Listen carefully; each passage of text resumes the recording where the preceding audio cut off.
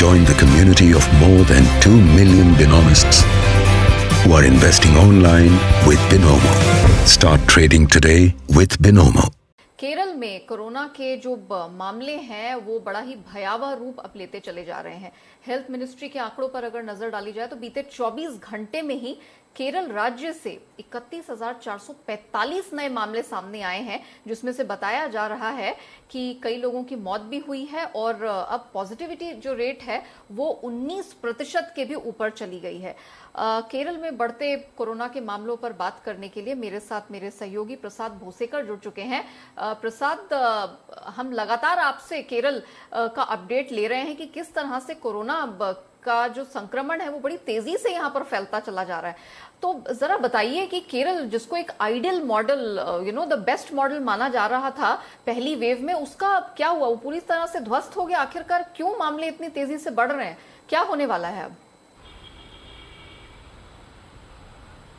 बिल्कुल नेहा, पहले फेज में, कोरोना के पहले फेज में केरला का जो मॉडल था उसको काफ़ी जो है सराहा गया था, काफ़ी अप्रिशिएट किया गया था। लेकिन जब दूसरा फेज आया तो वहाँ पर दो चीज़ें गलत हुई है, दो चीज़ें नहीं हुई हैं।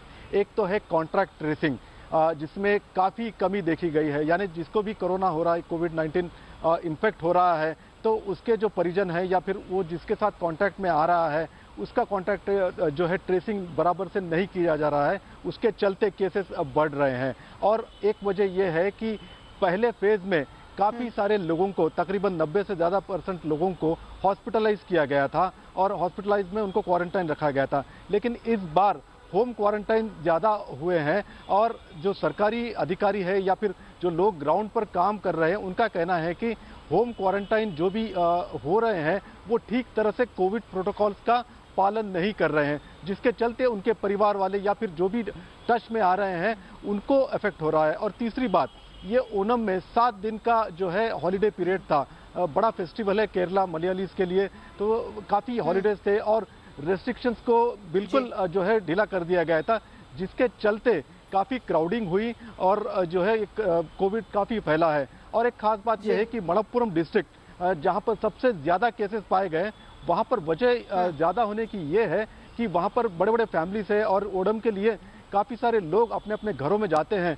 तो जो बड़े फैमिलीज देखे गए हैं जो फेस्टिवल के लिए आए हैं, उनमें संक्रमण ज़्यादा पाया गया है। नेहा जी, ओके, तो अब मुझे ये बताइए कि अब वहां पे हेल्थ डिपार्टमेंट है या जो लोकल एडमिनिस्ट्रेशन है, इसको काबू पाने के लिए, कंटेनमेंट के लिए क्या कदम उठा रहे हैं?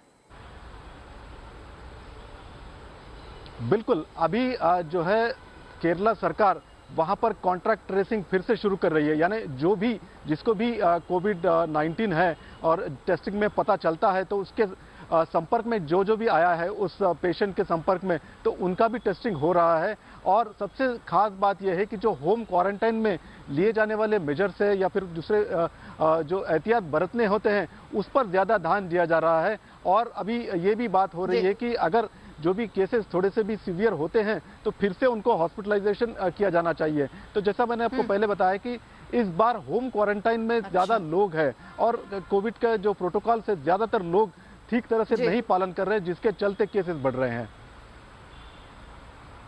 जिसके कारण केसेस बढ़ रहे हैं। ठीक है प्रसाद, बहुत शुक्रिया हमारे साथ जुड़ने के लिए और केरल में कोरोना का जो भयावह रूप है उसकी पूरी अपडेट हमारे दर्शकों के सामने रखने के लिए।